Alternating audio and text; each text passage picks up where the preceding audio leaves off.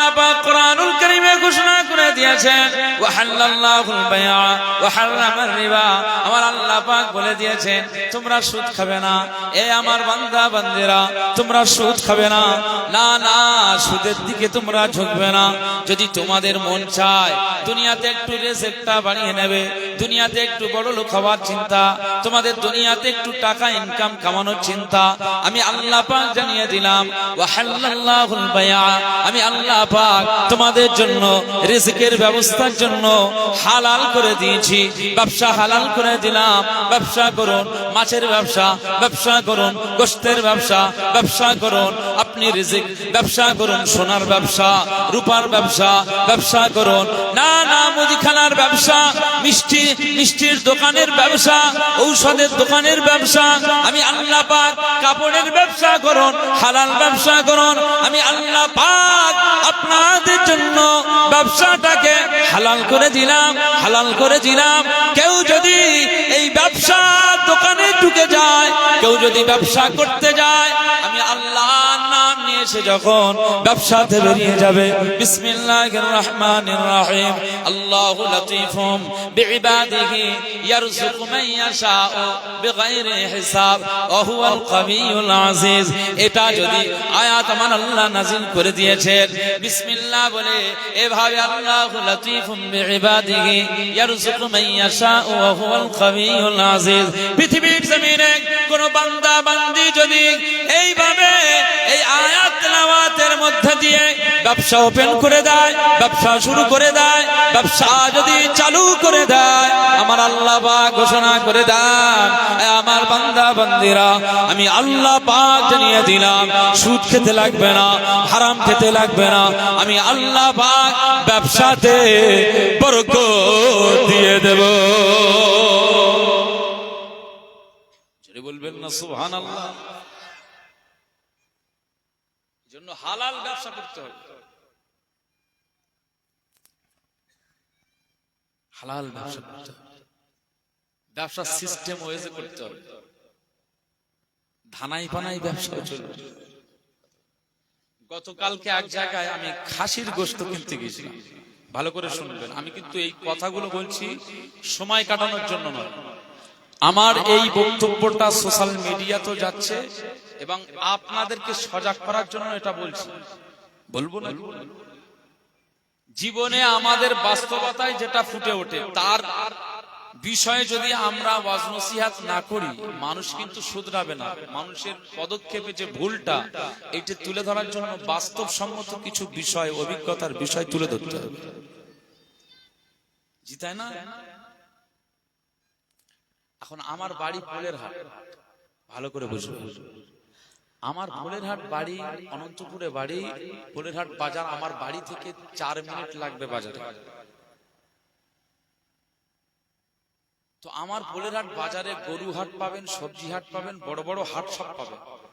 সেখানে খাসির গোশত বিক্রি হয়, এটাও আপনি পেয়ে যাবেন। মুরগি পাবেন, গরুর গোশত পাবেন, সব পাবেন। খাসির গোশত মিলে যায়, এটাও পাবেন।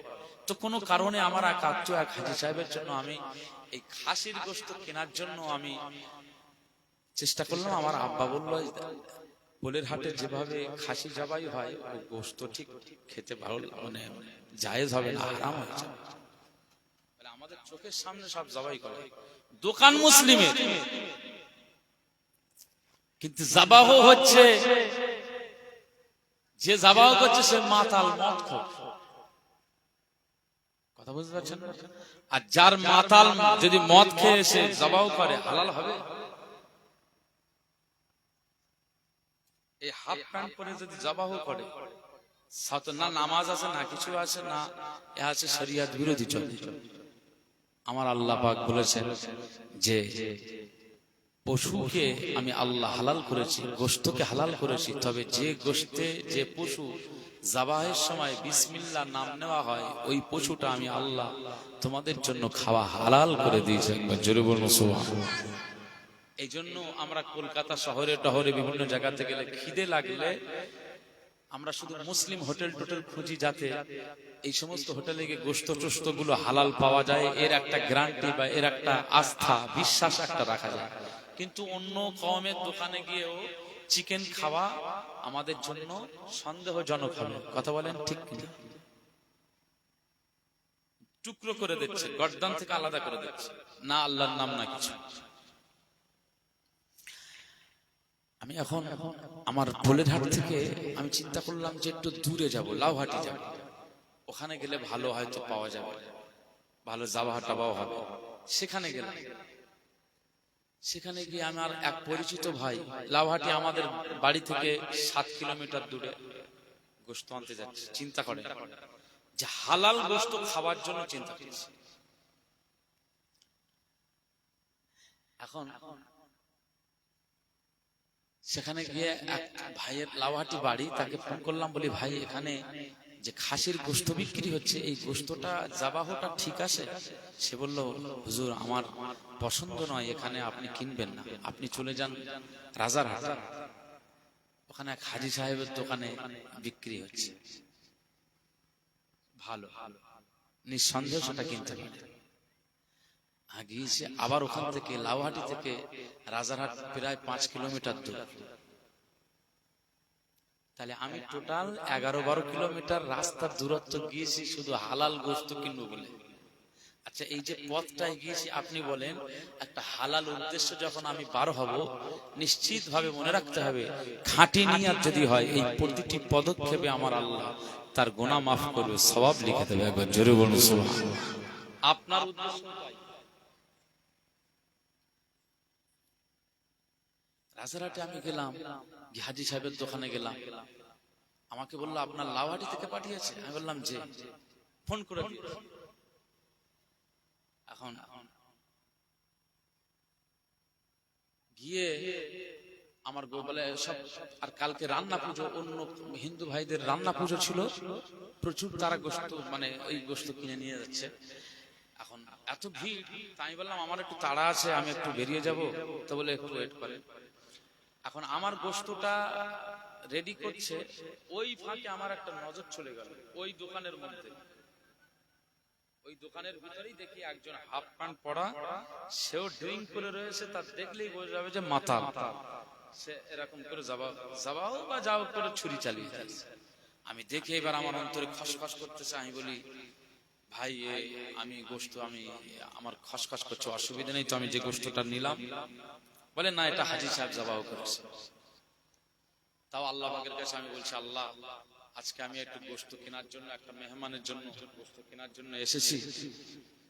এখন আমি এর কথায় বিশ্বাসে আমি নিয়ে নিলাম। হাজী সাহেবও বসে রয়েছে, হাজী সাহেব বললো আমি করেছি, আমি বিশ্বাসে নিয়ে নিলাম। কিন্তু আমি তো নজরে যা দেখেছি আমার তো খসখসানি যায় না। আল্লাহ, এই মানুষ মুসলমানের এই কথার বিশ্বাসে আমি কিনে নিলাম, এর পরেও আল্লাহ যদি গুনাহ হয়ে যায় আপনি ক্ষমা করে দেন, মাফ করে দেন, আমি জীবনে আর এরকম ভুল আর করব না।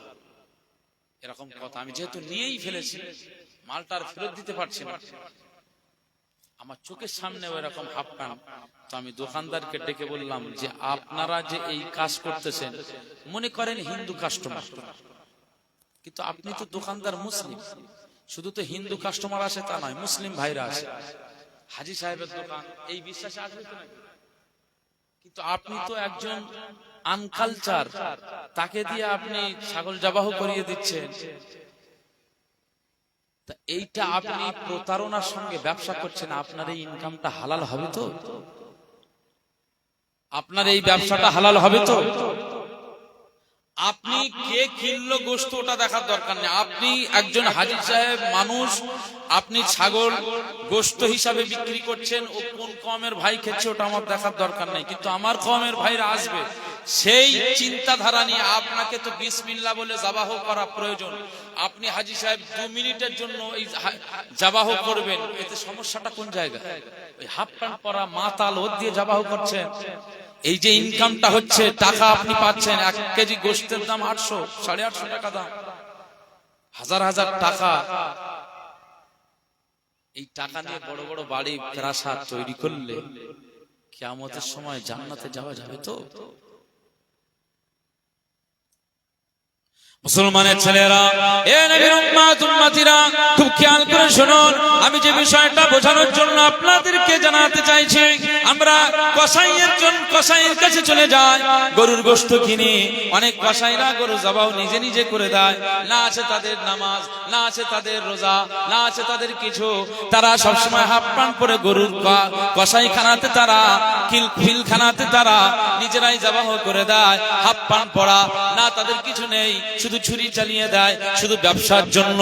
এই সমস্ত কসাইয়ে গোশতের ব্যবসায়ীদের জন্য সতর্ক করলাম, আপনারা কাস্টমারদের হাতে হয়তো আপনারা গোশত তুলে দিচ্ছেন ঠিকই, গরুর গোশত বলে বিক্রি করছেন ঠিকই, মুসলমান হিসেবে আমরা গরুর গোশত কিনছি ঠিকই, কিন্তু আমরা হালাল ভাবে গোশতটা পাই না।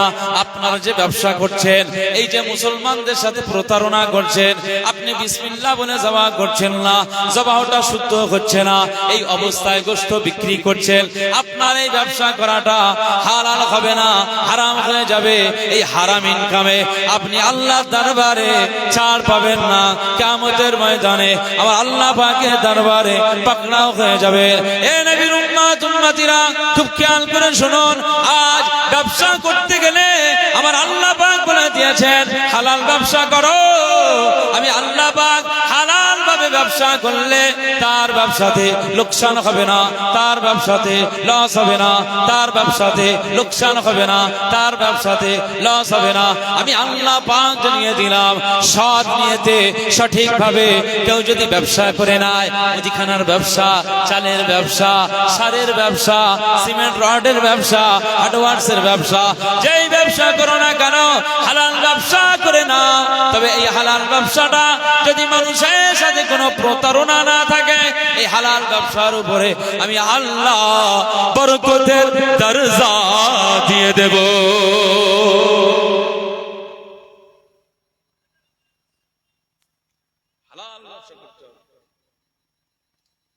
এই জন্য আমাদের সবাইকে খেয়াল রাখতে হবে, কোন রকমের কাস্টমারদের সাথে কোনো প্রতারণা না। যে মুসলমানের ছেলেরা, এ নবীর উম্মতিরা খুব খেয়াল করে শুনুন, আকা মাওলা রাসূলুল্লাহ সাল্লাল্লাহু আলাইহি ওয়াসাল্লাম বলেছেন, হে আমার সাহাবাইরা, হে আমার সাহাবায়ে কেরামেরা, আমি রাসূলুল্লাহ সাল্লাল্লাহু আলাইহি ওয়াসাল্লাম জানিয়ে দিলাম তোমরা ব্যবসা করো, সুদ খাবে না। রাসূলুল্লাহ সুদ নিষেধ করে দিয়েছেন, জাহান্নামের ভয় তিনি সতর্ক করে দিয়েছেন, জাহান্নামে যেতে হবে। কিয়ামতের ময়দানে সুদখোরদের পেটটা আমার আল্লাহ এত বড় করে দেবে, এই যে বেলুনগুলো দেখতে পাওয়া যায়, পেটটা এরকম বেলুনের মতো পাতলা হয়ে যাবে, পেটের ভিতরে সাপগুলো ঘোরাফেরা করবে। কিয়ামতের ময়দানে সুদখোরের পেটটা বড় বড় হয়ে যাবে, আর ওই পেটের ভিতরে সাপগুলো দংশন করবে, সাপের দংশন। আজ পৃথিবীর জমিনে যদি একটা কালো কেউটে আপনার পায়ে ছোবল মেরে দেয়, তার জ্বালা যন্ত্রণা আপনি সহ্য করতে পারবেন? পৃথিবীর জমিনে একটা সাপ পিঁপড়া কামড়ের সহ্য করতে পারা যায় না, বিছা কামড়ালে সহ্য করতে পারে না।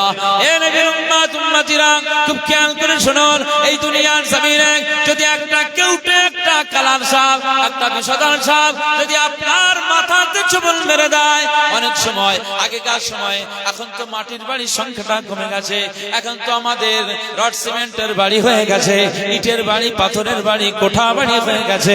এ নবীর উম্মতিরা খুব খেয়াল করে শুনুন, আগেকার সময় মাটির বাড়ির সংখ্যাটা বেশি ছিল। আজ আটচালা ঘরের ভিতরে বড় ভাই একদিকে, আর এক বারান্দায় মেজ ভাই, আর এক বারান্দায় ছোট ভাই, এইভাবে আটচালা ঘরেতে আমরা বসবাস করেছি না করে নাই? আটচালা বাড়িতে, মাটির বাড়িতে আমরা বসবাস করেছি। এই সমস্ত বাড়িতে আগেকার সময় বর্ষাকালে না সমস্ত জায়গা থেকে পানি পড়ে, ওদিন নিচে কাদা হয়ে গিয়েছে, যে কোনো ভাবে বিছলি দিয়ে বিছিয়ে তার উপরে আমরা একটু আরাম করার জন্য চেষ্টা করি। ওই বিছলির ভিতরে কালার সাপ ঢুকে গেছে, এই মানুষটা এভাবে বালিশে মাথা দিয়ে ঘুমিয়ে রয়েছে। রাত 2:30টার সময় ওই কালার সাপটা বার হয়ে মাথায় ছোবল মেরেছে, সাপের কামড়ে মানুষটি মারা গিয়েছে। এরকম ঘটনা আগেকার সময় হয়েছে না হয় নাই? এ নবীর উম্মতিরা, আজও জলকারে মানুষ নেমেছে, সাপের ছোবল খেয়েছে, আজও মাঠের ভিতরে মানুষ কাজে চলে যায়, ঘাস আর ঝোপঝাড় এগুলো পরিষ্কার করতে যে দেখা যায় সেখানে সাপের ছোবল খেয়েছে। কোন মানুষ সাপের ছোবলে অনেক সময় বেঁচে যায়, অনেক সময় মারা যায়। সাপে কাটাতে মানুষ মারা গিয়েছে, এরকম নজির আছে না নাই? এ নবীর উম্মত উম্মতিরা খুব খেয়াল করে শুনুন, আমি যে কথা বলতে চাইছি, এই সমস্ত সাপের যন্ত্রণা সহ্য করতে পারে না, এই সমস্ত সাপের দংশন সহ্য করতে পারে না। কিয়ামতের ময়দানে যে সাপগুলো আপনার পেটে কিলবিল করবে, ঘোরাফেরা করবে, সাপের দংশন দেওয়া হবে, একজন সুদখোরের পেটে এমন অবস্থা হবে, এই সুদখোর সহ্য করতে পারবে না, দংশনের জ্বালা সইতে পারবে না, আল্লাহকে আল্লাহ বলে ডাকবে, না না না, আমার আল্লাহ দয়া নামবে না। এ নবীর উম্মত উম্মতিরা খুব খেয়াল করে শুনুন, এটা দুনিয়া, তাই আমার আল্লাহ পাক ঘোষণা করে দিয়েছে, ওয়াহাল্লাল্লাহুল বাইআ ওয়া হারামার রিবা, আমি আল্লাহ পাক তোমাদের জন্য ব্যবসাকে হালাল করে দিলাম, সুদটাকে হারাম করে দিলাম। আয় আমার বান্দা বান্দিরা, আমি আল্লাহ পাক তোমাদেরকে নিষেধ করলাম, আমানু লা তাকুলুর রিবা, না তোমরা সুদ ভক্ষণ করবে না। এই মুসলমান শুনে রাখো, এই জলঘাটা এলাকার মানুষ শুনে রাখেন, আজকে আমাদের যতই কষ্ট হোক, কোন দিনের জন্য 1 টাকা সুদ খাবো না, এই অঙ্গীকার এখান থেকে নিতে হবে, এই শপথ এখান থেকে তৈরি করতে হবে। আজকে মুস্তাফা কামলিওয়ালার আদর্শময় উম্মত আমরা যারা, আজকে মুস্তাফার আদর্শে নিয়ে এখান থেকে বেরিয়ে যেতে হবে। আজ এই মাহফিলটা দেওয়া হয়েছে মুস্তাফার আদর্শ নেওয়ার জন্য, মুস্তাফা কামলিওয়ালার আদর্শ গ্রহণ করবার জন্য। এই জায়গায় আমরা যারা এসে পড়েছি, এখান থেকে অঙ্গীকারবদ্ধ হতে হবে, জীবনে যতই কষ্ট হোক না কেন, আমরা সুদের মধ্যে যাব না, সুদের আওতাভুক্ত হব না। কিয়ামতের ময়দানে দুনিয়াবি ক্ষেত্রে সুদ খেয়ে আরাম নেব, আয়েশ করব, বিলাসিতা করব, কিন্তু কিয়ামতের ময়দানে আমার আল্লাহ আমাদেরকে জাহান্নামের ভিতরে ফেলে দেবেন, দংশন করাবেন সাপ দিয়ে। না না না, এটা সহ্য করতে পারবো না। তাই আমরা এখান থেকে অঙ্গীকারবদ্ধ হয়ে যাব, জীবনে 1 টাকা সুদ আমরা ভক্ষণ করব না। আজ ওয়াজের মাহফিল থেকে, নবী দিবসের মাহফিল থেকে, মিলাদুস সিরাতের মাহফিল থেকে যদি এই জলঘাটা এলাকার মানুষ, যদি আপনারা এই চিন্তা নিয়ে, এখান থেকে এই টার্গেট নিয়ে একটা যদি আদর্শ নিতে পারেন যে জীবনে মরণ পর্যন্ত 1 টাকা সুদ আমরা ভক্ষণ করব না, এইটা অঙ্গীকার নিয়ে যদি এই মাহফিল থেকে বেরিয়ে যান, আজকের মাহফিলটা আমার আল্লাহ কবুল করে নিয়ে আপনার জন্য, আমার জন্য, সকলের জন্য আমার আল্লাহ হেদায়েতের নূর খুলে দেবে। বলবেন না, আল্লাহ পাক যেন আমাদের দ্বারাই এই কাজটা অন্তত করান, জীবনে যেন হারাম 1 টাকা না আমরা ভক্ষণ করি। বলুন সকলে আল্লাহুম্মা, জোরে বলেন আল্লাহুম্মা আমিন।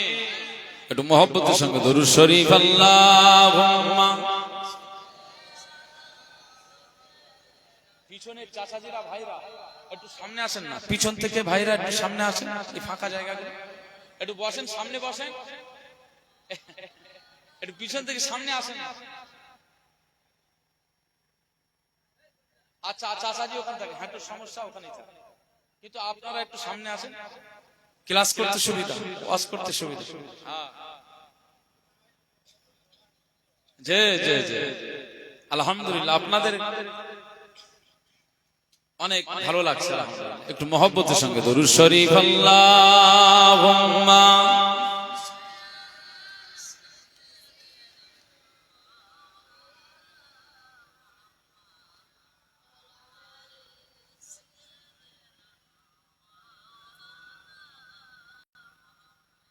तेरी खुशबू मेरी चादर, तेरी खुशबू मेरी चादर, तेरे तेवर मेरा जेवर, तेरे तेवर मेरा जेवर, तेरा शैबा मेरा मसलक, वरफाना लका जिक्रक। बोलबेन सुबहानाल्लाह।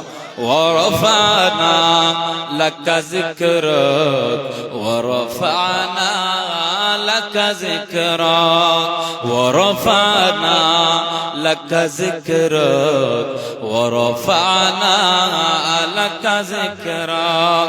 मेरी मंजिल तेरी आगट मेरी मंजिल तेरी आहट, मेरा सिदरा तेरी चौखट, मेरी मंजिल तेरी आहट, मेरा सिदरा तेरी चौखट, तेरी कागर मेरा सागर, तेरा सेहरा मेरा पंगट, मैं अज़ल से तेरा प्यासा, न हो खाली मेरा कासा, तेरे वारी तेरा बालक, वरफाना लका ज़िक्र, वरफाना लका ज़िक्र, वरफाना लका ज़िक्र, तेरी खुशबू मेरी चादर, तेरे तेवर मेरा ज़ेवर, तेरे तेवर मेरा ज़ेवर, तेरा शेवा मेरा मसलक, वरफाना लका ज़िक्र, वरफाना लका ज़िक्र, वरफाना लका ज़िक्र, वरफाना लका ज़िक्र, वरफाना लका ज़िक्र, तेरे दम से दिले बीना, कभी फारा कभी सीना, तेरे दम से दिल बीना, कभी फारा कभी सीना, न हो क्यों फिर तेरी खातिर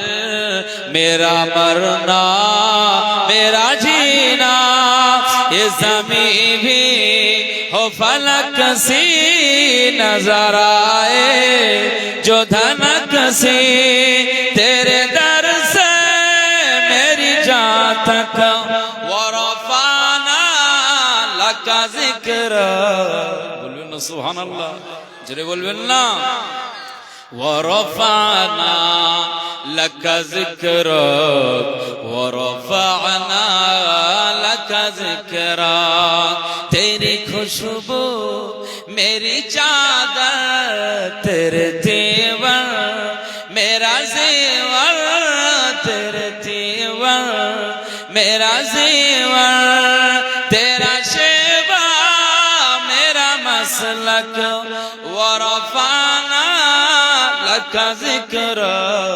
वरफाना लका ज़िक्र, वरफाना लका ज़िक्र, वरफाना लका ज़िक्र, वरफाना लका ज़िक्र, मैं हूँ कतरा तू समंदर, मेरी दुनिया तेरे अंदर, मैं हूँ कतरा तू समंदर, मेरे दुनिया तेरे अंदर, मैं हूँ कतरा तू समंदर, मेरी दुनिया तेरे अंदर, सगदाता मेरा नाता, न वली हो न कलंदर, तेरे साए में खड़े गए मेरे जैसे तू बड़े गए, कोई तुझसा नहीं बेशक, वरफाना लका ज़िक्र, बोलবেন না সুবহানাল্লাহ, জোরে বলবেন না, वरफाना लका ज़िक्र, वरफाना लका ज़िक्र, तेरी खुशबू मेरी चादर, तेरे तेवर मेरा ज़ेवर, तेरे तेवर मेरा ज़ेवर, तेरे शेवा मेरा मसलक, वरफाना लका ज़िक्र, वरफाना लका ज़िक्र, वरफाना लका ज़िक्र, वरफाना লাকা যিকরাক ওয়া রাফা'না লাকা যিকরাক আল্লাহুম্মা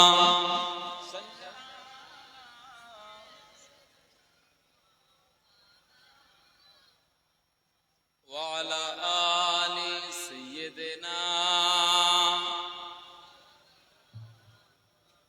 আমার দিনদার ইমানদার ভাইরা, নেককার আল্লাহওয়ালা বাবাজিরা, আমার মুরব্বী চাচাজিরা, জলঘাটা এলাকার মানুষেরা, আপনাদেরকে এই বার্তাটাই দিচ্ছি যে আপনারা আমরা সবাই কিন্তু আমরা মুস্তাফায়ে কামলিওয়ালার উম্মত, মদিনাওয়ালার উম্মত। যে নবীজি আমাদের নিয়ে কিয়ামতের ময়দানে আল্লাহ পাকের দরবারে আমাদের নিয়ে গর্ব করবে, একবার জোরে বলবেন না সুবহানাল্লাহ। তো সুদ খেলে কি নবীজি আমাদের নিয়ে গর্ব করবে? হারাম খেলে কি মুস্তাফা কামলিওয়ালা আমাদের জন্য গর্ব করবে? আহা, সেই নবীজির কথা মেনে আমাদের মুসলমানের ছেলেরা, এ নবী উম্মত উম্মতিরা, খুব খেয়াল করে শুনুন, আমার নবীজিকে আমার আল্লাহ কি মর্যাদা দিয়ে দিয়েছেন। তার আম্মা জান আমেনা রাদিয়াল্লাহু তাআলা আনহা বর্ণনা করেন, মা আমেনা কি মা তিনি হয়েছেন। আজকে আমাদের মারা গর্ভবতী হয়, মা আমেনা গর্ভবতী হয়েছিল। আমাদের মায়েরা গর্ভবতী হলে মায়েদের পেটে কষ্ট হয়, যন্ত্রণা হয়, ব্যথা হয়, পেন হয়, বিভিন্ন রকম সমস্যায় জড়িয়ে যায়। না না না, মুস্তাফা কামলিওয়ালার আম্মা জান আমেনা রাদিয়াল্লাহু তাআলা আনহা বর্ণনা করেন, না না, আমি আমেনা রাদিয়াল্লাহু তাআলা আনহা আমিও তোমাদের মতো গর্ভবতী হয়েছিলাম, প্রেগন্যান্ট হয়েছিলাম, কিন্তু না তোমাদের মতো না, আমার এই গর্ভবতীর সাথে তোমাদের কোনো মিল হবে না। যেদিন থেকে আমি মুহাম্মদ সাল্লাল্লাহু আলাইহি ওয়াসাল্লামকে আমার গর্ভের ভিতরে নিয়ে নিয়েছি, আমার আল্লাহ আমার গর্ভে দান করে দিয়েছেন, সেই দিন থেকে আমার ভূমিষ্ঠ হওয়ার দিন পর্যন্ত, মুহাম্মদ সাল্লাল্লাহু আলাইহি ওয়াসাল্লাম ভূমিষ্ঠ হওয়ার দিন পর্যন্ত না না কোনো দিনের জন্য আমার ছেলের কারণে আমি আমেনা কোনো যন্ত্রণা আমার পেটে হয় না। আমাদের মায়েরা, আমাদের ভাবিরা, আমাদের ঘরের স্ত্রী যারা গর্ভবতী হয়েছে না হয়নি বলেন, যন্ত্রণা হয় না? এখন তো বাচ্চা আসার সাথে সাথে আমরা গাইনো ডিপার্টমেন্টের ডাক্তার দেখাই, মহিলা বিশেষজ্ঞ ডাক্তার আমরা দেখাই না, যাতে পেটের বাচ্চাটা সংরক্ষিত থাকে, সুন্দর থাকে, মাও ভালো থাকে, বাচ্চাও ভালো থাকে। সমস্ত রকমের যন্ত্রণা, ব্যথা, উপশম পাওয়ার জন্য আমরা সবসময় ট্রিটমেন্ট রাখার চেষ্টা করি। মুসলমানের ছেলেরা, এ নবী উম্মত উম্মতিরা, খুব খেয়াল করে শুনুন, আম্মা জান আমেনা রাদিয়াল্লাহু তাআলা আনহা বর্ণনা করেন, আমার বেটা মুহাম্মদ সাল্লাল্লাহু আলাইহি ওয়াসাল্লাম আমার পেটে যেদিন থেকে এসেছে সেই দিন থেকে আমি অনেক অলৌকিক বিষয় লক্ষ্য করি। যেমন স্বপ্নের ভিতরে আমার অনেক অলৌকিক বিষয় আমাকে দেখানো হয়, সতর্ক করে দেওয়া হয়, আমি আমেনাকে বলে দেওয়া হয়, এই আমেনা, মা আমেনা রাদিয়াল্লাহু তাআলা আনহা, আজকে তোমার পেটে যে বাচ্চাটা, এই বাচ্চাটা সাধারণ কোনো বাচ্চা নয়, অন্যান্য মায়েদের মতো তোমার পেটের বাচ্চাটা সাধারণ নয়। না না, পৃথিবীর জমিনে তোমার যে বাচ্চাটা, আল্লাহ পাক তোমার বাচ্চাটাকে অনন্য, অসাধারণ করে দিয়েছে। মা আমেনা রাদিয়াল্লাহু তাআলা আনহা সারাদিন সব সময়ের জন্য পবিত্র হালাতে থাকবে, ওযু হালাতে থাকবে, পবিত্র হালাতে থাকবে, না জবান দিয়ে কোনো কটূক্তি কথা বার করবে না, গালিগালাজ, নিন্দে মন্দ এই সমস্ত কথা বার করবে না। কারণ আমার আল্লাহ পাক তোমার পেটের বাচ্চাটাকে আমার আল্লাহ পাক तमाम জগতের জন্য নবী করে দিয়েছে।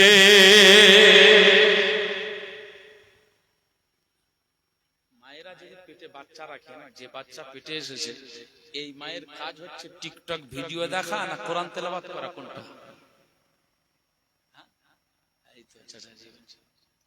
আমাদের ঘরের বিবিদের যাদের পেটে বাচ্চা এসেছে, এই বাচ্চারা পেটে আসবার সময়ে পরে থেকেই ওই মায়ের সতর্ক হওয়ার দরকার আছে না নাই বলে? ওযু অবস্থায় থাকা, কোরআন তেলাওয়াত করা, আল্লাহর জিকির করা, আল্লাহকে ডাকা এবং নামাজের পাবন্দী হওয়া, আর আল্লাহ পাকের কাছে দোয়া চাওয়া, আল্লাহ রব্বি হাবলি মিনাস সালিহিন, আল্লাহ আমাকে একটা নেক সন্তান দান করুন। আল্লাহ আমাকে একটা নেক সন্তান দাও। পৃথিবীর কোন মা যদি গর্ভের পেটের এই বাচ্চাকে নিয়ে আমার আল্লাহ পাকের দরবারে দোয়া চান, তো এই মায়ের দোয়া আমার আল্লাহর দরবারে কবুল হয়ে যাবে। আমার আল্লাহ ওই মায়ের বাচ্চাটা পৃথিবীর জমিনে ভূমিষ্ঠ করবেন, কিন্তু ওই বাচ্চাটা অন্যান্য না বদমাইশ ক্রিমিনাল এরকম বাচ্চা বানাবে না, বরং আমার আল্লাহ ওই মায়ের দোয়ার বরকতে আমার আল্লাহ ওই বাচ্চাটাকে সালেহীন নেককার বাচ্চা আমার আল্লাহ দান করে দেবে। একবার জোরে বলুন সুবহান। মুসলমানের ছেলেরা, এ নবীর উম্মত উম্মতিরা, খুব খেয়াল করে শুনুন। আম্মা জানাবেনা রাদিয়াল্লাহু তাআলা আনহা বর্ণনা করেন, আমার বেটা মুহাম্মদ সাল্লাল্লাহু আলাইহি ওয়াসাল্লাম যেদিন থেকে আমার পেটে এসেছে, আমি আমেনা রাদিয়াল্লাহু তাআলা আনহা জানিয়ে দিলাম। আমাকে মাঝে মধ্যে স্বপ্নে দেখানো হতো। হযরত আব্দুল্লাহ বিন আব্বাস রাদিয়াল্লাহু তাআলা আনহু তিনি বর্ণনা করেছেন যে না, মা আমেনা রাদিয়াল্লাহু তাআলা আনহা তিনি রাআত আমিনাতু বিনত আমিনা বিনতে ওয়াহাব, রাআত আমিনাতু বিনত ওয়াহাব উম্মুন নবী সাল্লাল্লাহু আলাইহি ওয়াসাল্লাম ফি মানামিহা। রাতের বেলায় মা আমিনা রাদিয়াল্লাহু তাআলা আনহা উম্মুন নবী সাল্লাল্লাহু আলাইহি ওয়াসাল্লাম মুস্তাফা কামলিওয়ালা আম্মা জান আমিনা রাদিয়াল্লাহু তাআলা আনহা তিনি রাতের বেলায় স্বপ্ন দেখতে পান। ফি মানামিহা, ঘুমের ভিতরে স্বপ্নে দেখতে পান। কি হলো কি হলো কি হলো বলেন তো?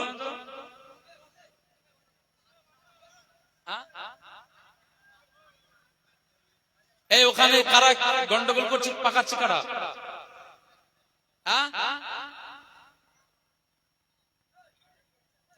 এই ওয়াজের মাহফিলের ডিস্টার্ব হচ্ছে। সকলে পাক মাহফিলে আসে, ডিস্টার্ব করা যাবে না। যারা বদমাইশি করছেন কিছু ছাড়া হবে না বলে রাখছি। ওয়াজের মাহফিলের সাইডে একদম ডিস্টার্ব চলবে না। আর মা বোন যারা মেয়েরা ঘুরছেন, আপনাদের মোটে রাস্তায় ঘোরা যাবে না, ঘরের ভিতরে চলে যান। দোকান পাশারি শেষ বেলায় বন্ধ করে দিতে হবে, দোকান পাশারি বন্ধ করে দিতে হবে। ওয়াজের মাহফিল এটা নষ্ট করা যাবে না। কথা বুঝতে পারছি? সকলে এসে বসে যান।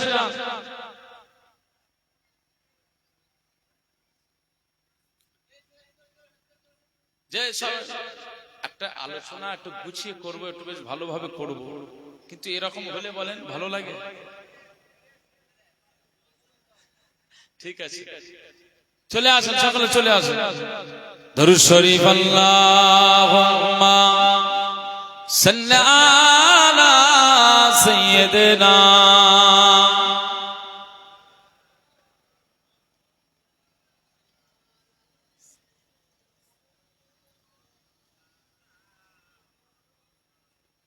আমার দিনদার ইমানদার ভাইরা, নেককার আল্লাহওয়ালা বাবাজিরা, আমাদের ঘরের বিবিরা, আমাদের ঘরের বৌমারা, আমাদের ঘরের স্ত্রীরা গর্ভবতী হলে দেখবেন হুজুরদের কাছে, আমাদের কাছেও আসে অনেক সময়, যা হুজুর পেটে বাচ্চা আছে, আমার মেয়ে, আমার বৌমা এই 4-5 মাস, রাত্রে ভয় দেখে, ভয়ের স্বপ্ন দেখে, হ্যাঁ একটু ভালো করে তদবির করে দেন তো, ভালো করে তাবিজ দেন। এরকম হয় না? হয় না?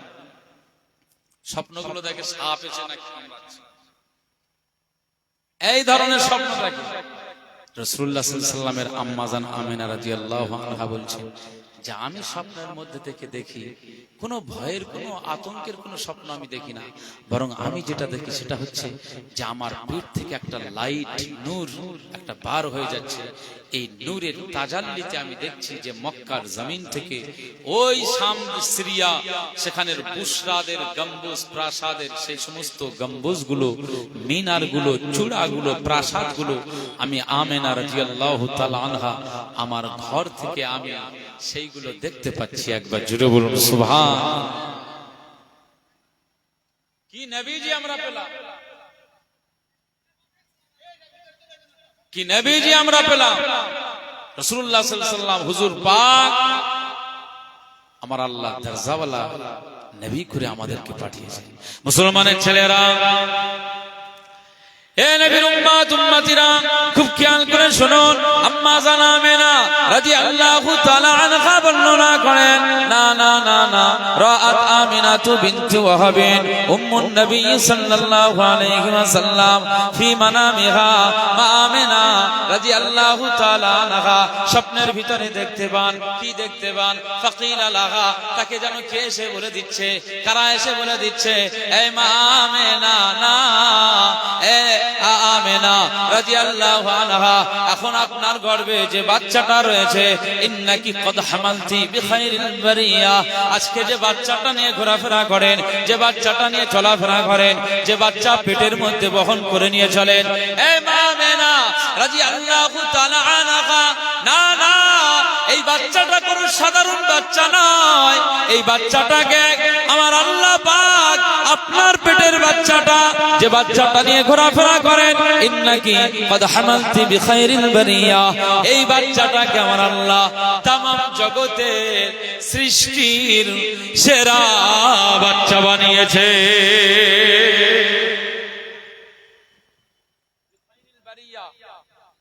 আমার আল্লাহ আপনার পেটের বাচ্চাটাকে তামাম জগতের ভিতরে সৃষ্টির সেরা বাচ্চা আমার আল্লাহ আপনার পেটের মধ্যে দান করেছেন। একবার জোরে বলুন সুবহানাল্লাহ।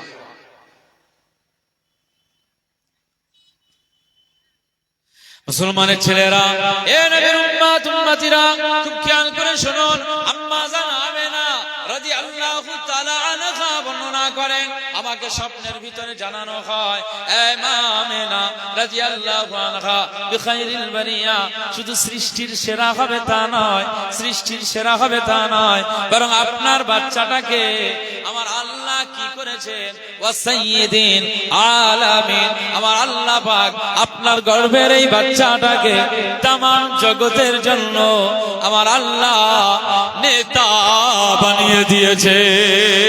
মুসলমানের ছেলেরা, এ নবীর উম্মত উম্মতিরা খুব খেয়াল করে শুনুন, মা আমেনা রাদিয়াল্লাহু তাআলা আনহা বর্ণনা করেন, আমার স্বপ্নের ভিতরে এইভাবে আমাকে বলা হলো যে আপনার ছেলেটা সৃষ্টির সেরা, আপনার ছেলেটা তামাম জগতের নেতা, না না, ফাইজা ওয়ালাতিহি ফাসাম্মিহি, আপনার ছেলে যখন জন্ম নেবে, আপনার ছেলে যখন ভূমিষ্ঠ হয়ে যাবে, আপনার ছেলে যখন ভূমিষ্ঠ হয়ে যাবে, মা আমেনা রাদিয়াল্লাহু তাআলা আনহা আজ আপনার ওই বাচ্চাটাকে ফাসাম্মিহি নাম দিয়ে দেবে, কি নাম দেবে? আহমাদা ওয়া মুহাম্মাদা, আহমদ সাল্লাল্লাহু আলাইহি সাল্লাম এই নাম রাখবে, আর মুহাম্মদ সাল্লাল্লাহু আলাইহি সাল্লাম এই নাম রাখবে।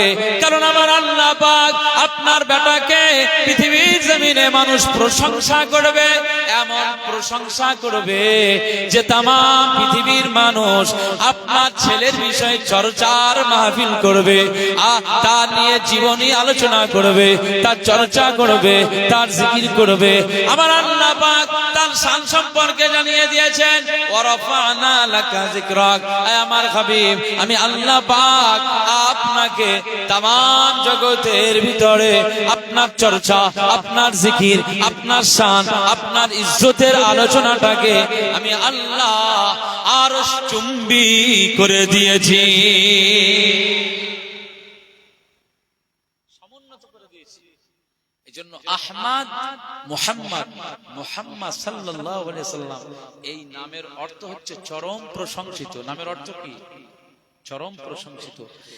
এই পৃথিবীর জমিনে রাসূলুল্লাহ সাল্লাল্লাহু আলাইহি সাল্লামের এই জন্মের পেটে থাকা অবস্থা থেকে শুরু করে আর ইন্তেকাল পর্যন্ত 63 বছরের এই বিষয়ে মানুষ প্রশংসা করে না, করে না? তার প্রতিটি আচার আচরণ, তার চলাফেরা, তার কথাবার্তা, তার হাসিটাও নিয়ে মানুষ প্রশংসা করে যে রাসূলুল্লাহ সাল্লাল্লাহু আলাইহি সাল্লাম হুজুর পাকের হাসি ছিল খিলখিল হা হা হা, এরকম নয়, বরং মুস্তাফা কামলিওয়ালার হাসি ছিল তাবাসসুম, মানে মুচকি মুচকি তিনি হাসতেন। একবার জোরে বলুন সুবহানাল্লাহ। রাসূলুল্লাহ সাল্লাল্লাহু আলাইহি সাল্লামের মানুষ প্রশংসা করে না, করে না? মাইকেল এইচ হার্ট, সে কি আমাদের মুসলমান? না, মাইকেল এইচ হার্ট একজন সাহিত্যিক, একজন ঐতিহাসিক রাইটার, ইতিহাস লিখেছেন। তিনি দ্য 100 বলে একটি বই লিখেছেন 1978 সালে। এই দা 100 বইয়ের মধ্যে তিনি 100টা মহামনীষীদের নাম লিখেছেন। কথা বলুন, 100।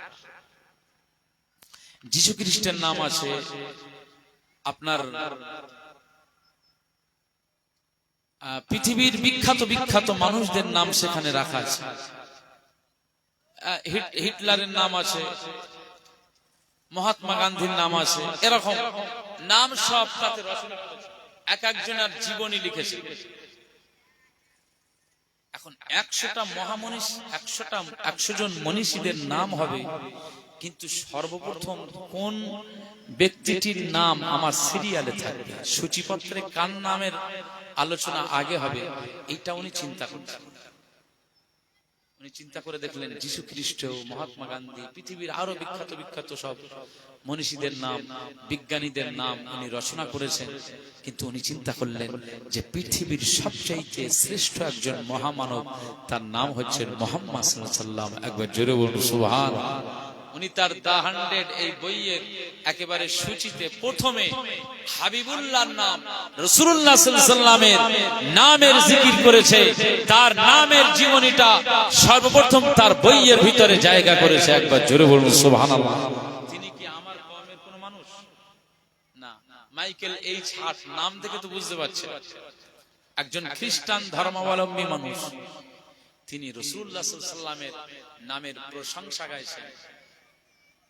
তাহলে রাসূলুল্লাহর নামের অর্থ হচ্ছে মুহাম্মদ, মিম হা মিম দাল মুহাম্মদ। এই মুহাম্মদ সাল্লাল্লাহু আলাইহি ওয়াসাল্লাম এই নামের অর্থ হচ্ছে চরম প্রশংসিত। আমার আল্লাহ পাক মায়ের পেটে থাকা অবস্থায় মুহাম্মদ সাল্লাল্লাহু আলাইহি ওয়াসাল্লামের প্রশংসা গেয়েছেন। মা আমেনা তাই ছেলের গুণগান গেয়েছে। মা আমেনা তিনি তার ছেলে জন্মের পরে ছেলের গুণগান গেয়েছে। মা আমেনা ছেলে মুহাম্মদ সাল্লাল্লাহু আলাইহি ওয়াসাল্লাম তিনি জন্মের পরে মা হালিমার ঘরে চলে গেছেন। মা হালিমার ঘরে গিয়েছেন দুধ পান করার জন্য। তো মা হালিমা এই ছোট্ট বাচ্চাটা নিয়ে প্রশংসা গেয়েছে না গায় নাই? এ নবীর উম্মত উম্মতিরা, এই মুহাম্মদ সাল্লাল্লাহু আলাইহি ওয়াসাল্লাম আমার আল্লাহর নামের ভিতরে কি বরকত দিয়ে দিয়েছে। ছোট্টবেলা থেকে নিয়ে 63 বছরের জীবনের প্রতিটি মুহূর্তের বিষয়ে মানুষ প্রশংসা করেছে, প্রশংসা করেছে। না না, মুহাম্মদ সাল্লাল্লাহু আলাইহি ওয়াসাল্লাম নিয়ে মানুষ গর্ব করেছে, প্রশংসা করেছে। আবু জাহাল, উতবা, সাইবা, আবু সুফিয়ান একটা সময় তার বিরুদ্ধে ছিলেন। যে সময় তিনি কালেমার প্রচার করেছেন, এই সময় বিরুদ্ধে চলে গেছেন, কিন্তু তার আগ পর্যন্ত মুহাম্মদ সাল্লাল্লাহু আলাইহি ওয়াসাল্লামের প্রতিটি কালচার, প্রতিটি আদর্শ, তার ব্যবহার পেয়ে আবু জাহাল ভাইপোকে বলেছেন, ভাইপো এই আল আমিন। আবু সুফিয়ান ডেকেছে আল আমিন, উতবা সাইবারা ডেকেছে আল আমিন। এ নবীর উম্মত উম্মতিরা, খুব খেয়াল করে শুনুন, আমার রাসূলুল্লাহ সাল্লাল্লাহু আলাইহি ওয়াসাল্লাম ইয়াং বেলায় 15-16 বছরের ছেলে, 15-16 বছর বয়স, মুস্তাফা কামলিওয়ালা 20 বছরের যুবক, না না 25 বছরের যুবক, না না আমাদের নূর নবীজি হুজুর পাক সাল্লাল্লাহু আলাইহি ওয়াসাল্লামের বয়স এভাবে ছোট থেকে আস্তে আস্তে বাড়তে লাগলেন। প্রতিটি বয়সের ক্ষেত্রে মানুষ তার চেহারা দেখে মুগ্ধ হয়েছে, তার ব্যবহার দেখে মুগ্ধ হয়েছে। অল্প বয়সে একটা সময় দেখা গিয়েছে কাবা বাইতুল্লাহ সংস্কার হচ্ছে। কাবা বাইতুল্লাহ সংস্কার হয়ে যাওয়ার কারণে কাবা বাইতুল্লাহর কাছে একটা পাথর রাখা আছে, যে পাথরটার নাম হচ্ছে হাজরে আসওয়াদ। যে পাথরটার নাম কি? হাজরে আসওয়াদ। লুঙ্গিটা ঠিক করেন। হাজরে আসওয়াদ এই পাথরটা একটা কোণে রাখা আছে। এই হাজরে আসওয়াদ একটা কোণে রাখা আছে। যখন প্রতিটি হাজি তাওয়াফ শুরু করে, তো এই হাজরে আসওয়াদ থেকে চুমা লাগিয়ে অথবা দূর থেকে ইস্তেলাম করে এইভাবে আল্লাহ বিসমিল্লাহ আল্লাহু আকবার লিল্লাহিল হামদু ওয়াস সালাতু ওয়াস সালামু আলা রাসূলিল্লাহ, এভাবে চুমা লাগিয়ে তাওয়াফ শুরু করে দেয়। এই পাথরটার নাম হচ্ছে কি? হাজরে আসওয়াদ। এই পাথরটা থেকেও যদি চুমা লাগায়, এই পাথরটা থেকেও যদি চুমা লাগিয়ে দেয়, এই পাথরটা থেকেও যদি ইশারা করে ইস্তেলাম করে, এই পাথরটা থেকেও যদি লাঠির অগ্রভাগ দিয়ে এভাবে আপনার পাথরে এভাবে স্পর্শ করে ওই লাঠির অগ্রভাগটা যদি চুমা লাগায়, আকা মাওলা রাসূলুল্লাহ সাল্লাল্লাহু আলাইহি ওয়াসাল্লাম জানিয়ে দেন, আমি রাসূলুল্লাহ সাল্লাল্লাহু আলাইহি ওয়াসাল্লাম জানিয়ে দিলাম, হাজরে আসওয়াদে যে হাজী সাহেব চুমা লাগিয়ে দেয়, আমার আল্লাহ পাক পাথরের এত ক্ষমতা দিয়েছে, ওই হাজী সাহেব চুমা দেওয়ার সাথে সাথে তার ভিতরে যত গুনাহ রয়েছে সব গুনাহগুলো ওই পাথরটা টেনে নিয়ে না। বলবেন না সুবহানাল্লাহ। রাসূলুল্লাহ সাল্লাল্লাহু আলাইহি ওয়াসাল্লামের বয়স তখন কম।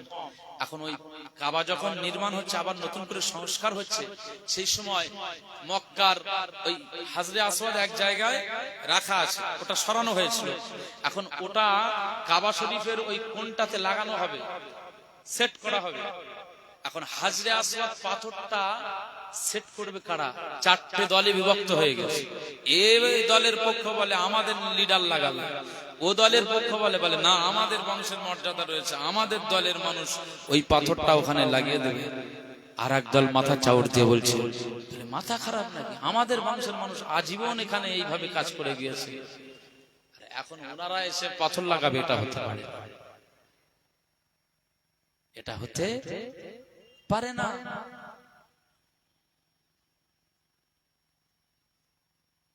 আর একটা দল, আর একটা বংশ, আর একটা গোত্র বলছে যে পাথরটা আমরাই লাগাবো, আমাদের নেতা লাগাবে।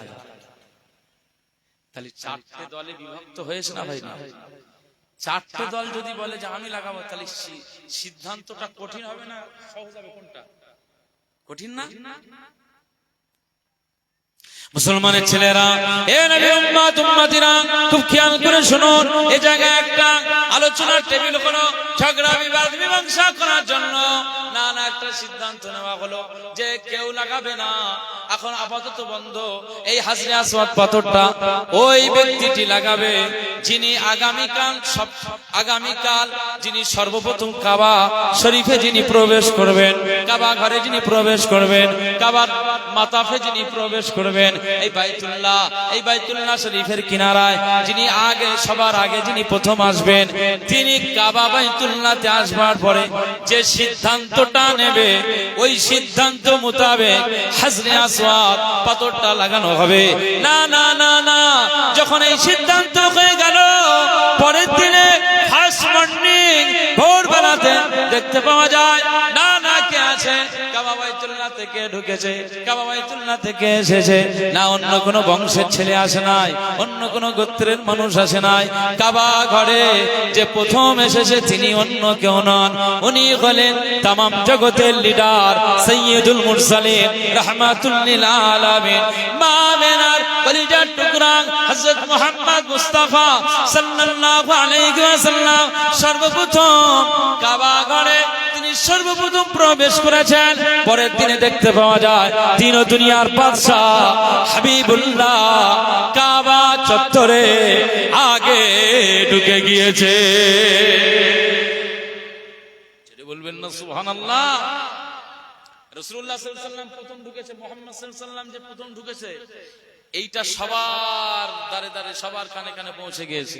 মানুষ খুশি যে রাসূলুল্লাহ মুহাম্মদ সাল্লাল্লাহু আলাইহি ওয়াসাল্লাম তিনি একজন ভালো ব্যক্তি, ভালো ছেলে, তার দ্বারাতে কোনো অসামাজিক কাজ হবে না, বরং তিনি যে সিদ্ধান্তটা নেবেন নিশ্চয়ই কল্যাণমূলক সিদ্ধান্ত নেবেন। তিনি যে সিদ্ধান্তটা নেবেন নিশ্চয়ই এর মধ্যে কল্যাণ লুকিয়ে থাকবে। তিনি যেভাবে সিদ্ধান্ত করবেন মানুষের ভিতরে কোনো হিংসা থাকবে না, নিশ্চয়ই তার মধ্যে ভালোবাসা থাকবে। তিনি যে সিদ্ধান্ত আর যে ফয়সালা করবেন গোটা আম জনতার কাছে সেটা একটা সুন্দর একটা বার্তা চলে যাবে, ভালোবাসার বার্তা। আশা করা যায় মুহাম্মদ সাল্লাল্লাহু আলাইহি ওয়াসাল্লামের দ্বারাই এমন কিছু সিদ্ধান্ত হবে না যেটার দ্বারাতে হিংসা বেড়ে যাবে, বরং তার দ্বারাই যেটা সিদ্ধান্ত হবে তাতে ভালোবাসা আর সম্প্রীতি বাড়বে। একবার জোরে বলুন সুবহান। মক্কার মানুষদের ভিতরে এই আলোচনা, এই আওয়াজ যখন পৌঁছে গেল সবাই খুশি। রাসূলুল্লাহ সাল্লাল্লাহু আলাইহি ওয়াসাল্লাম আমাদেরকে কি শিক্ষা দিয়েছেন চিন্তা করুন।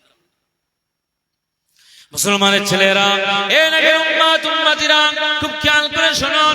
চার বংশের মানুষ চলে এসেছে, চার বংশের চার গোত্রের মানুষ চলে এসেছে, আর সবার দাবি আমাদের নেতা হাজরে আসওয়াদটা ফিট করবে, হাজরে আসওয়াদটা সেট করে লাগাবে।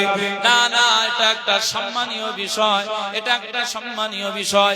দেখবেন বর্তমান সময়ে এই জন্য এটা ভালো করে গুরুত্ব দিয়ে শুনতে হবে, বুঝতে হবে এটা মর্যাদার বিষয়। আজকে কেন এই হাজরে আসওয়াদ পাথরটা লাগানোকে কেন্দ্র করে আজ গোত্রদের মধ্যে ঝগড়া আর হিংসা? এরা বলে আমরা করব, ওরা বলে আমরা করব, ওরা বলে আমরা নেতৃত্ব দেব। এটা আসলে একটা সম্মানের বিষয়, অন্য কোনো বিষয় নয়। মনে রাখতে হবে আজ আমাদের সমাজে মসজিদ কেন্দ্রিক, মসজিদ নিয়ে অনেক সময় দ্বন্দ্ব হয়, মসজিদ নিয়ে অনেক ঝামেলা তৈরি হয়। ও বলে আমি সেক্রেটারি হব, ও যে কাজগুলো করে সেটা ভুল।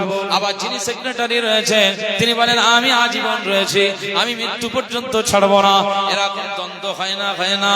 আমাদের সমাজের মসজিদ এরকম হয় না, হয় না? আসলে সেক্রেটারি পদে থাকলেই যে বিশাল ইনকাম হয় সেটা বড় বিষয় নয়, বরং মসজিদের মুতাওয়াল্লি সেক্রেটারিয়াল সভাপতি হওয়া, কমিটিতে যুক্ত থাকা মানে এটা একটা সম্মানের বিষয় হয়ে যায়, তাই না? এটা সম্মানের বিষয়। আরো তো কমিটির মধ্যে ঢুকলে আরো পয়সা ব্যয় হয়, আরো পয়সা যায়। কথা বুঝতে পারছেন? দেখবেন অনেক দোকান ওপেন হয়, অনেক দোকান ছেলে দোকান করেছে। এখন কেউ উদ্বোধন করে একটা ভালো আলেম দিয়ে, কেউ উদ্বোধন করে একটা হুজুর দিয়ে, কেউ উদ্বোধন করছে নিজের আব্বাকে দিয়ে, যে আমার আব্বা ছাড়া তো আমি দুনিয়াতে আসতে পারতাম না, সুতরাং আজকে আমি একটা বড় ফ্রিজের দোকান করলাম, কি এসির দোকান করলাম। সুতরাং নিজের আব্বাকে দিয়ে দোকান উদ্বোধন করছে। এরকম ফিতে লাগানো থাকে, তো কাঁচিটা আব্বার হাতে তুলে দেয়, আব্বা বিসমিল্লাহ বলে ফিতেটা কেটে দেয়। যদিও ভাই ফিতে কাটা জায়েজ না জায়েজ সেটা পরের কথায়, জায়েজ কি না জায়েজ আমি নিজেও জানি না, আর এই বিষয়ে মাসালা সেরকম নজরে পাই না। তবু অনেক দোকান এভাবে ওপেনিং হয় না, হয় না? ফিতে কেটে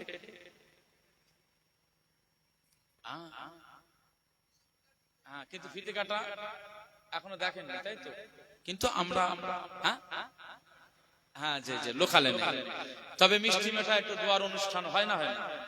দোকান উদ্বোধনের দিনে দোয়ার অনুষ্ঠান হয়। আমরা অনেক দোকান ওপেনিং করার সময় দোয়া উদ্বোধন করেছি, এটা আলহামদুলিল্লাহ। ফিতে কাটাটা কি জানি না ঠিক, যাই বাবা।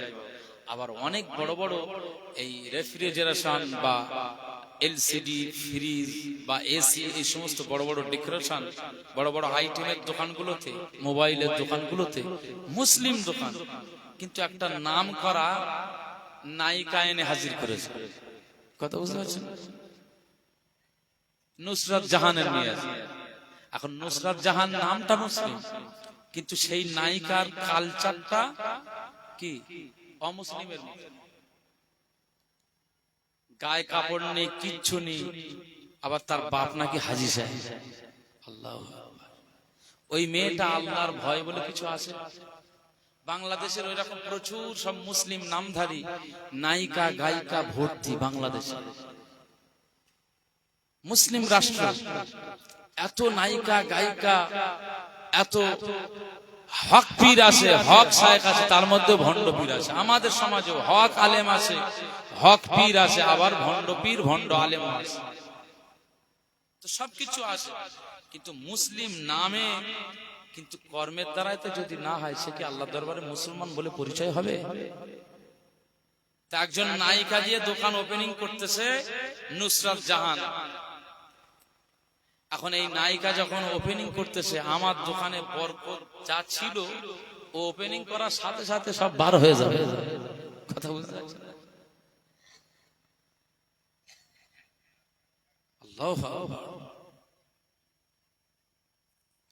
আমার এই দোকানটার ব্যবসা আমার আল্লাহ হালাল করেছেন, তাহলে শুরুয়াতে একটু কোরআন তেলাওয়াত, একটু দোয়া, একটু আল্লাহর কাছে ফরিয়াদ করা যে আল্লাহ ব্যবসাতে বরকত দান করুন।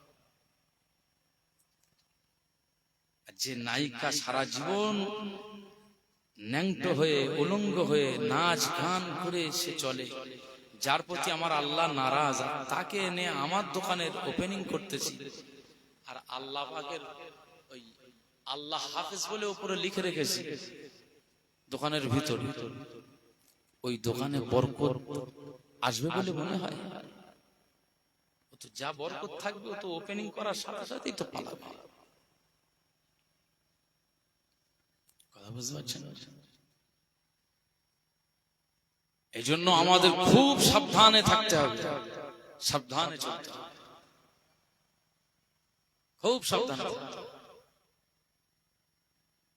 মুসলমানের ছেলেরা, এ নবীর উম্মত উম্মতিরা, খুব খেয়াল করে শুনুন। আমি যে কথাটা বোঝানোর জন্য বলতে চাইছিলাম, তাহলে যিনি দোকান উদ্বোধন করার জন্য এভাবে কাঁচি ধরবে, তাহলে এতগুলো মানুষ তার পিছনে রয়েছে, কিন্তু যিনি কাঁচি ধরছেন তার সম্মানটা বেশি। ওই জায়গায় যেহেতু তিনি কাটতেছেন, ওপেনিংটা তিনি করে দিচ্ছেন, উদ্বোধনটা তার মাধ্যমে হচ্ছে, এটা সম্মানের বিষয়। উনি যে কাটলেই বিশাল টাকা ইনকাম হবে তা বিষয় নয়, এই জায়গাটা একটা সম্মানের বিষয়। এ নবীর উম্মত উম্মতিরা, খুব খেয়াল করে শুনুন। হাজরে আসওয়াদ পাথরটা কাবা ঘরের গায়ে লাগানো, এটা একটা সম্মানের বিষয়, এটা মর্যাদার বিষয়, এটা একটা শানের বিষয়, এটা একটা নিজেদের একটা আত্মসম্মান মর্যাদার বিষয়। না না, এই কাবা বাইতুল্লাহতে এই কোণে হাজরে আসওয়াদ লাগানো হবে। এ বলে আমি লাগাবো, ও বলে আমি লাগাবো, এ গোত্রের মানুষ বলে আমাদের নেতা লাগাবে, আমাদের নেতা লাগাবে, আমাদের মোড়ল মাতব্বর লাগাবে, এ নিয়ে দ্বন্দ্ব হয়ে যায়। কিন্তু সিদ্ধান্ত হলো মুহাম্মদ সাল্লাল্লাহু আলাইহি ওয়াসাল্লাম তিনি যে সর্বপ্রথম কাবা বাইতুল্লাহতে প্রবেশ করবে আগামীকাল, ওই ব্যক্তিটি যে সিদ্ধান্ত নেবে আমরা সেটা মাথা পেতে মেনে নিব। পরের দিন সকালবেলা দেখতে পাওয়া যায় আকা মাওলা রাসূলুল্লাহ সাল্লাল্লাহু আলাইহি ওয়াসাল্লাম কে হাজির হয়েছে না, পরের দিন ভোরবেলাতে, পরের দিন সকালবেলা দেখতে পাওয়া যায় কে হাজির হয়েছে না, না মক্কার কোন লিডার হাজির হতে পারে নাই, অন্যান্য কোন বংশের মানুষ হাজির হতে পারে নাই। ওই জায়গায় সর্বপ্রথম যিনি হাজির হয়েছেন তিনি বলেন আকা মাওলা রাসূলুল্লাহ হাজির হয়ে গিয়েছে। অল্প বয়সে ওই অবস্থায় রাসূলুল্লাহ সাল্লাল্লাহু আলাইহি ওয়াসাল্লাম কি ফয়সালা করছেন, একটা চাদর নিয়ে আসো, একটা চাদর নিয়ে আসা হলো। এইভাবে চাদরটা ফেলা হলো, এইভাবে চাদরটা ফেলা হলো। রাসূলুল্লাহ সাল্লাল্লাহু আলাইহি ওয়াসাল্লাম বলছেন যে আমি যে সিদ্ধান্ত করব মেনে নেবেন, যে মেনে নেব। রাসূলুল্লাহ সাল্লাল্লাহু আলাইহি ওয়াসাল্লাম হুজুর পাক ওই হাজরে আসওয়াদটা চাদরের মাঝখানে রাখতে বললেন, চাদরের মাঝখানে রাখা হলো। এবার নূর নবীজি বললেন, এই চারটে গোত্রের নেতাদের ডাকলেন, আপনি আসেন, ওই কোণটা ধরেন। আর একজন গোত্রের নেতাকে বললেন, আপনি আসেন, এই কোণটা ধরেন। আর একজন গোত্রের নেতাকে বললেন যে আপনি এই কোণটা ধরেন। চার কোণ চার গোত্রের নেতাদের হাতে ধরিয়ে দিয়েছে। একবার জোরে বলবেন না সুবহানাল্লাহ। তাহলে চারজন এই চাদরটা যখন এইভাবে নিয়ে যাচ্ছে উঁচু করে, হাজরে আসওয়াদ পাথর চারজনে নিয়ে যাচ্ছে তো নাকি? রাসূলুল্লাহ সাল্লাল্লাহু আলাইহি ওয়াসাল্লামের বিচার আর ফয়সালার সিদ্ধান্তটা কত সুন্দর দেখেন।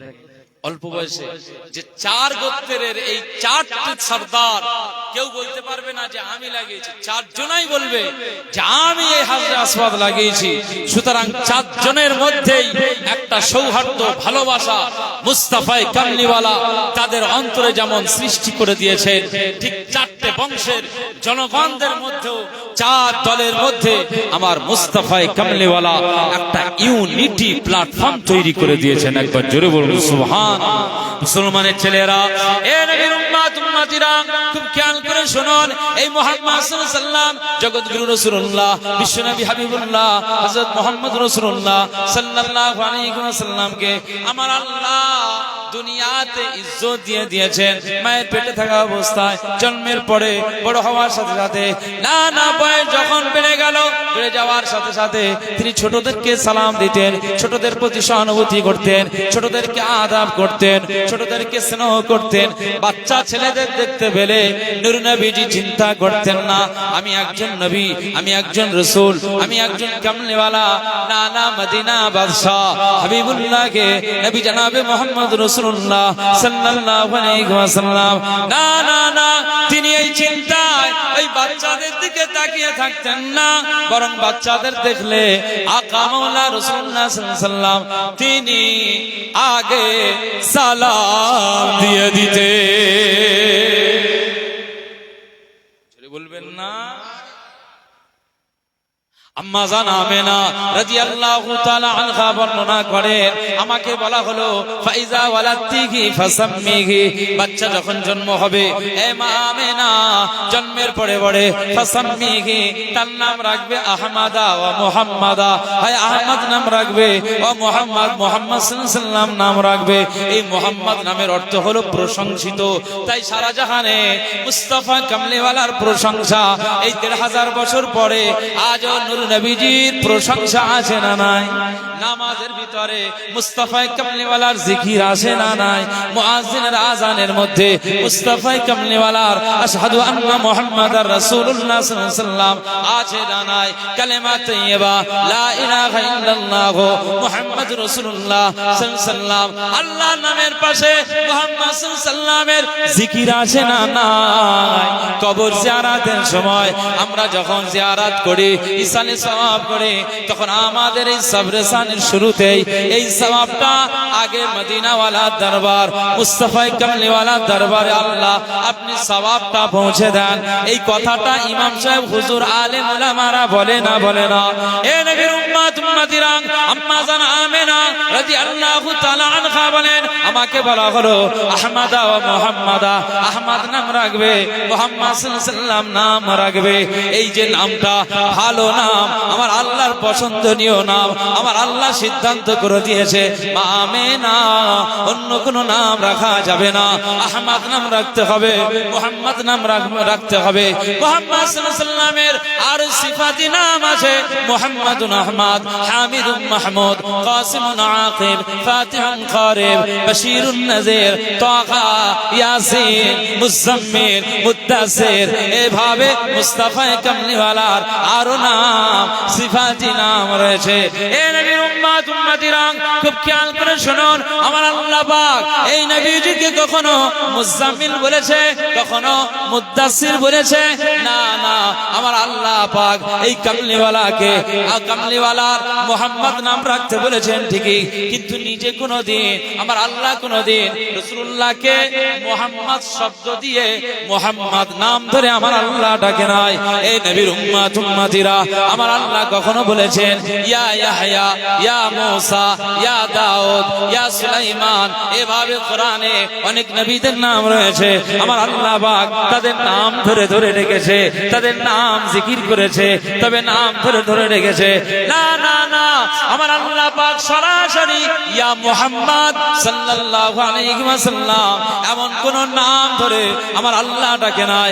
আমার আল্লাহ পাক কখনো বলেছেন মুহাম্মাদুর রাসূলুল্লাহ সাল্লাল্লাহু আলাইহি ওয়াসাল্লাম, এটা মুহাম্মদ সাল্লাল্লাহু আলাইহি ওয়াসাল্লাম বলেন আল্লাহর রাসূল। কখনো বলেছেন মা কানা মুহাম্মাদুন আবা আহাদিন মির রিজালিকুম ওয়ালাকিন রাসূলুল্লাহ, তোমাদের কাছে মুহাম্মদ সাল্লাল্লাহু আলাইহি ওয়াসাল্লাম নামের একজন ব্যক্তি এসেছেন যিনি ওয়ালাকিন রাসূলুল্লাহ, তিনি একজন মহামানব, তিনি একজন তোমাদের মাঝে রাসূল হিসাবে এসেছেন।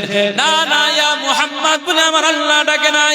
আমার আল্লাহ কোরআনে আমার নূর নবীজিকে যে ভাষায় ডেকেছেন সেটা হলো, কখনো বলেছেন ইয়া আইয়ুহাল মুজাম্মিল, ইয়া আইয়ুহাল মুদ্দাসির, কখনো বলেছেন ইয়াসিন, কখনো বলেছেন তাহা। আমার আল্লাহ পাক না, না, হাবিবুল্লাহকে নাম ধরে ডাকে নাই। আমার আল্লাহ পাক মুজাম্মিল, মুদ্দাসির, বাশীরুন নাযির, এইভাবে সিরাজুম মুনীর, এইভাবে মুস্তাফাকে আমার আল্লাহ এভাবে সম্বোধন করে ডেকেছে। ছেড়ে বলবেন না?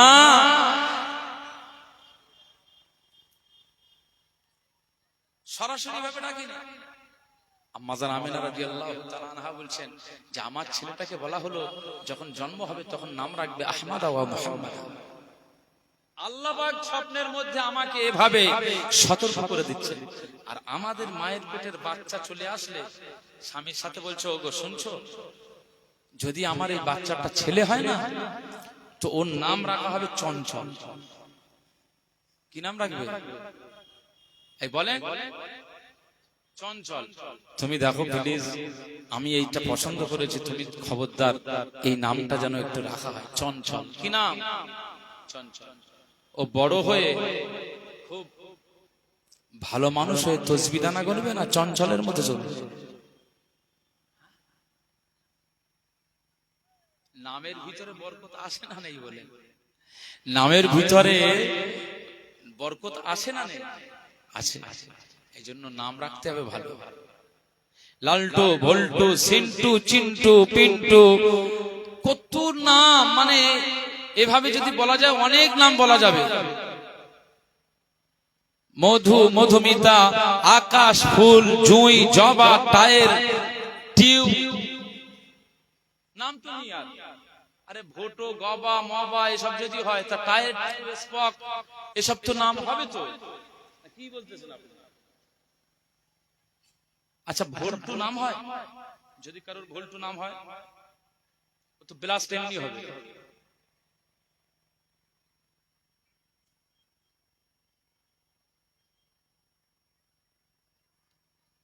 এইসব নাম কেন যে রাখে আল্লাহ ভালো জানে। এইসব নাম রাখলে হবে না। আরবি একটা নাম রেখেছে, একদম আমার নিজের একজন মানুষ, আমি বলে রাখছি, সে তার ছেলে হয়েছে আলহামদুলিল্লাহ, প্রথম ছেলে হয়েছে। আমার কাছে জিজ্ঞেস করেছে যে হুজুর কি নাম রাখবো? আমি বললাম যে ওই ছেলেটার নাম রাখো, আমার নামে নাম রাখো, আব্দুল মুনাইম, আমার নামটা কি খারাপ না? আচ্ছা আপনারা আলহাজ মাওলানা আব্দুল জলিল সাহেব হুজুরের নাম শুনেছেন? ফুলবাড়ি ভাঙড়ের, ভাঙড়ের ফুলবাড়ি মাওলানা আব্দুল জলিল সাহেব হুজুরের নাম শুনেন? আরে বিশাল আল্লাহর ওলি মানুষ ছিলেন। এই সমস্ত এলাকাতে প্রচুর মাহফিল, ভাঙড় 15ই চৈত্র তো উনি মাহফিলটা কায়েম করেছিলেন। মাওলানা আব্দুল জলিল সাহেব হুজুর তিনি আমার এই নামটা রেখেছিলেন আব্দুল মুনাইম। আমার আব্বা হচ্ছেন হুজুরের ছাত্র, তো আমার নামটা হুজুর কেবলা তিনি দিয়েছিলেন, তো নাম রেখেছিলেন আব্দুল মুনাইম। এখন আমি ওই ভাইটাকে বলছি যে আপনার ছেলে হয়েছে, তাহলে আপনি আপনার ওই ছেলেটার নাম আমার নামে নাম রাখেন আব্দুল মুনাইম। তা বলে ঠিক আছে। তো তার বড় ছেলের নাম আব্দুল মুনাইম রেখেছে। এখন তার দ্বিতীয় ছেলে হয়েছে, আল্লাহ পাক দিয়েছে, দ্বিতীয় ছেলে হয়েছে, খুব খুশি। যাই হোক আমরা বলি মিষ্টি নিয়ে আসেন, ছেলে হয়েছে শুনলাম, যাই হোক মিষ্টি এনেছে। আমি বলি নাম কি রেখেছে? কই নাম টাম তো কিছু বললেন না যে নাম টাম রাখতে হবে বা এসব। বলে ওর মাটা পছন্দ করে রেখেছে, নাম রেখেছে আব্দুল ফাতি। কি নাম রেখেছে? আব্দুল ফাতি। সমাজে একটা শব্দ ইউজ হয়, আরবি শব্দ, আপনারা বললেই বুঝতে পারেন, ফিতনা। ফিতনা বা ফিতনা, এই ফিতনার দ্বারা, এই শব্দ দ্বারা আপনার কি মনে হচ্ছে? ফিতনা শব্দটা, এটার দ্বারাতে আপনি কি মনে হচ্ছে? খুব সুন্দর না? ফিতনা মানে বিশাল একটা ঝগড়া ঝামেলার বিষয়। কোনটা? ফিতনা মানে ঝগড়া না? তো ইসমে ফাইলের সিগাতে সম্ভবত যদি ফাতিন নাম রাখে, ফাতিন মানে হচ্ছে সবচাইতে বড় বিপর্যয়কারী, ফিতনা সৃষ্টিকারী, ঝগড়াটে। এই ফাতিন শব্দের অর্থ হচ্ছে এটা। তো নাম রেখেছে আব্দুল ফাতিন। তা আমি বলি ফাসাদকারী, ফিতনাকারী দা বান্দা। আল্লাহু আকবার। আমি তাকে বলি নাম একদম চেঞ্জ করেন, নাম পুরো বাতিল করেন। বলে জি জি। আমি বলি আরবি নাম রাখলেই যে সব ঠিক আছে তা তো ব্যাপার নয়, তার তো তার অর্থ হতে হবে, ভালো অর্থপূর্ণ হতে হবে। আমি বলি তার নাম রাখবে আব্দুল মুহাইমিন, এই নামটা রাখবে। এখন রেখেছে কি আল্লাহ ভালো জানেন। এখন একদিন জিজ্ঞেস করছিলাম, আমি বলি নাম চেঞ্জ করেছেন? বলে এখনো করা হয়নি। আমি তাহলে যা হওয়ার হওয়ার কোন আর কি হবে। আব্দুল ফাতিন ও ফিতনা সৃষ্টি করবে আপনার দিয়েই শুরু হবে। আগে আপনার দিয়ে, আপনি তো বাপ, আপনার দিয়েই শুরু হবে। ভালো নাম রাখতে হবে। মাওলানা আল্লামা, কোরআনের পাখি বলা হয় বাংলাদেশের জমিনে, আল্লামা দিলার হাসান সাইদি সাহেবের একটা ওয়াজ শুনেছিলাম রাহিমাহুল্লাহ। আল্লাহ তার কবরটাকে জান্নাতের টুকরা নসিব করেন, বলুন আল্লাহুম্মা আমিন। তার একটা ওয়াজ আজ থেকে 25-30 বছর আগে, খুব ছোটবেলাতে শুনেছিলাম। তা উনি এই নামের বিষয় বলতে যে বলছে এক ব্যক্তি তার ছেলের নাম রেখেছে তরিক মিয়া। তরিক মিয়া, তা তরিক মিয়া এর কোন অর্থ আছে? তরিকুল ইসলাম এটা রাখা যাবে, তরিকুল ইসলাম এটা রাখা যাবে, কিন্তু তরিক মিয়া যদি রাখে তা তার অর্থটা কি হবে? আরবিতে তরিক মানে হচ্ছে রাস্তা। আরবিতে তরিক মানে কি? রাস্তা। যদি সৌদিতে কোনো সময় যান তা বুঝতে পারবেন, পুলিশরা শুধু তরিক, হাযা তরিক, গুলজাম গুলজাম, এগিয়ে চলেন, আসেন, তরিক, হেনা হেনা, এদিকে রাস্তা, এদিকে তরিক, এরকম হাজ্জি তরিক, এরকম করে। তরিক মানে কি? রাস্তা। আর মিয়াতুন মানে হচ্ছে 100। মিয়াতুন মানে কি? 100। তো যদি আমার নাম যদি তরিক মিয়া রাখা হয় তাহলে আমার নামের অর্থটা কি হচ্ছে? 100টা রাস্তা। তো 100 রাস্তার এই অর্থ কি করবে? আমি কথা বুঝতে পারছি?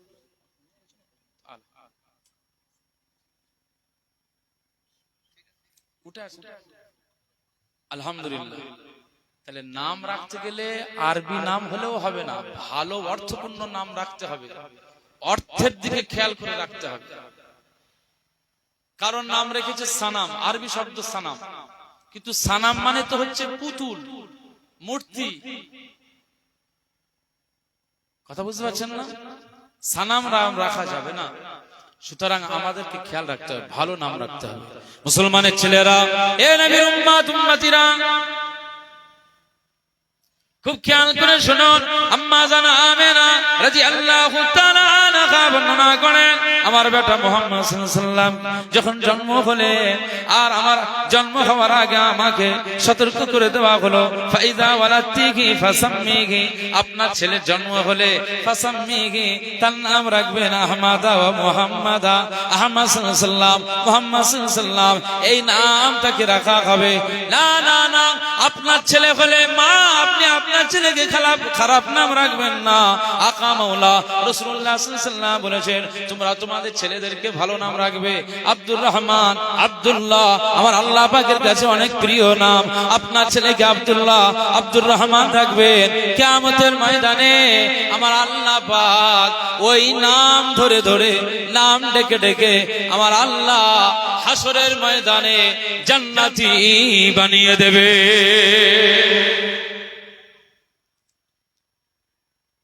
খেয়াল রাখতে হবে। আম্মা জানা আমেনা রাদিয়াল্লাহু তাআলা আনহা বলেন, আমি স্বপ্নের মধ্যে দেখতে পাই, আমাকে বলা হলো ওয়াল্লিকি আলাইহি হাযিহি, একটা বিষয় বলা হচ্ছে যে এই যে ফলকটা, এই যে কাগজের টুকরাটা দেখতে পাচ্ছেন, মা আমেনা রাদিয়াল্লাহু তাআলা আনহা এটাকে আপনার ছেলের উপরে ঝুলিয়ে দেবেন, এটা ছেলের উপরে রেখে দেবেন। সেই লেখাটা কি লেখা?